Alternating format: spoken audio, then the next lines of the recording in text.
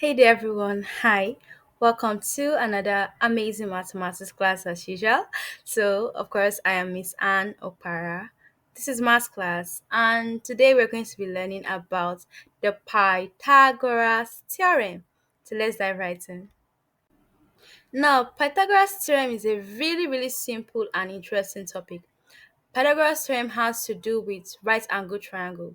It tries to help us to understand the relationship between each side of a right angle triangle. First of all, let's understand what a right angle triangle is. Now, this shape right here, the one you can see right here, is what you call a right angle triangle. It is a right angle triangle because you can see that little square over there, the square colored blue, exactly. Now that blue square over there is what makes this triangle to be a right angle triangle. That square over there is 90 degree. So a right angle triangle is a triangle that has 190 degree. Do we get that? So anytime you see that shape, you see that box in any triangle, know that that is a right angle triangle and that angle is 90 degree. So that's the first thing we have learned in today's lesson.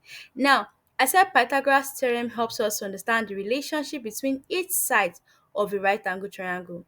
So let's talk about the sides of a right angle triangle. The longest side in a right angle triangle is what we call the hypotenuse. Hypotenuse. This is the second thing we are learning, that the hypotenuse is the longest side in a right angle triangle, while the other two sides we call them the legs. Now, how do you know the hypotenuse? Like I said, the hypotenuse is the longest side in a right angle triangle, and also it is the side that is facing, you can see that the angle, that box over there, is always pointing towards the hypotenuse. So in case you're not really good at telling which side is the longest side of right angle triangle, all you have to do is to look at the box. Look at that square over there. Where is the sharp corner pointing to? So the side that the sharp corner is pointing to is always the longest side, which is called the hypotenuse. So when I say Pythagoras theorem, I simply mean Pythagoras rule. Now, what does this rule talk about? What does this rule state? The rule simply states that in a right angle triangle, the square of the hypotenuse is equal to the sum of the square of the other two sides. Now, you know what a right angle triangle is, right? And you know what the hypotenuse is. Now, what does this rule simply mean? It simply means that the your hypotenuse, when you square it, the answer you will get is going to be the same as when you take leg A, square it, take leg B, square it. You don't really get what I'm saying. Now, my hypotenuse is letter C. The two legs, A and B, anyhow you want to label it. You can put your own A where my B is, you can put your B where my A is, anyhow. But the one that should be fixed is always your hypotenuse, which is always letter C. Now, it simply says C square is equals to A square plus B square.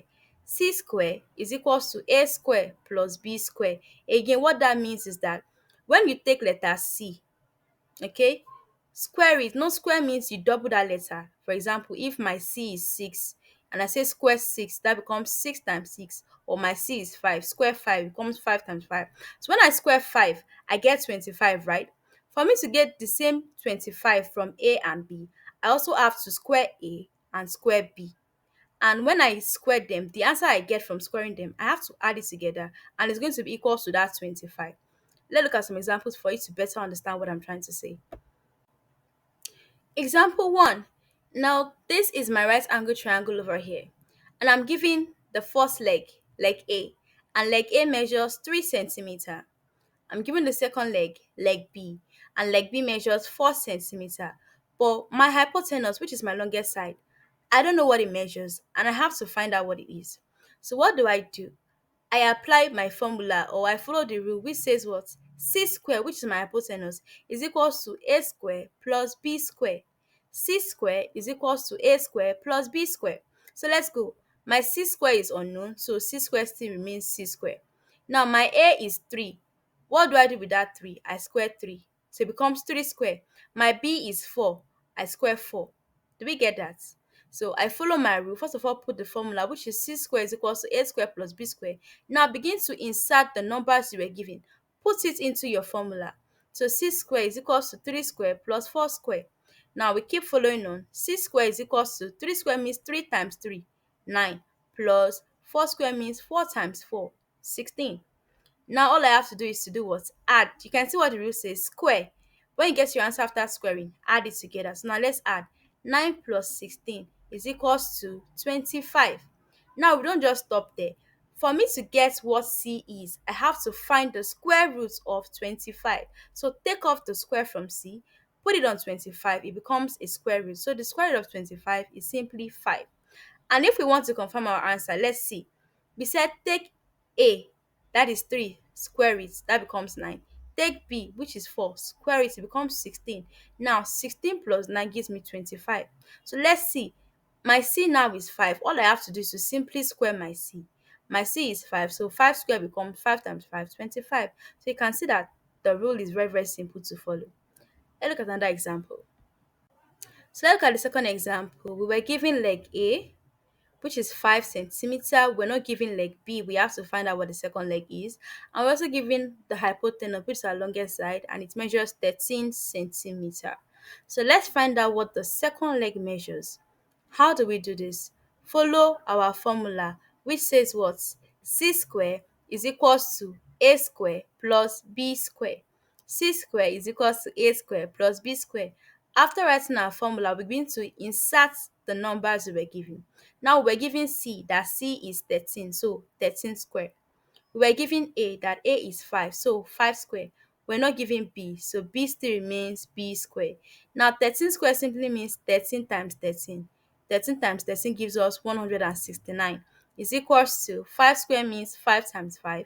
So 5 times 5 gives us 25, and my B square still remains B square. So I have 169 is equals to 25 plus B square. Now, what do I have to do? I'm going to have to remove 25 from 169. So 169 minus 25 is equals to what? B square. Now 169 minus 25 gives us 144. So I have B square is equals to 144. I'm not going to leave my answer like that. Remember that we have to remove the square from the B. So what do? We remove square from B, we put it on 144, and it becomes square roots. Now the square root of 144 is simply 12.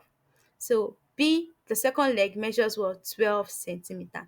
Now let's confirm if everything is balanced. So we have A to be 5, B to be 12, C to be 13. The rule says take A, which is 5, square it. Gives me what? 25. Take B, which is 12, square it. It becomes 144. Now, when you take 144 plus 25, it gives us 169. That's what we got for that, right? Now let's see. If I take 13 square, which is C, to confirm my answer, all I have to do is 13 times 13. You say that 169 is equals to 169. So the rule always works. Okay, so for our third example, this time around, we're not giving leg A, but we're giving leg B, and leg B measures 6 centimeter. We're giving C, which is our hypotenuse, and it measures 10 centimeter. So let's find out what A is. All we have to do is to follow the formula. So the formula says what? C square is equals to A square plus B square. Now our C is 10, so 10 square. Our A, we don't know what it is, so that's A square. Our B is 6, that is 6 square. So 10 square is simply 10 times 10, which gives us 100, is equals to A square plus 6 square means 6 times 6, which is equals to 36. Now we have 100 minus 36 is equals to A square, and A square is equals to 64. We're not going to stop there. We have to take off the square from A. Now, you move the square from A, you place it on 64, it becomes square root. So the square root of 64 is 8. And we can see that A, like A measures was 8 centimeter. And if you want to confirm your answer, all you have to do is to put all the numbers you've gotten now, put it into your formula. So A square is 8, and then your B square is what? 6. So 8 square simply means 8 times 8, so 64 plus B square, which is what? 6 square. So 64 plus 36 is equals to what? 100.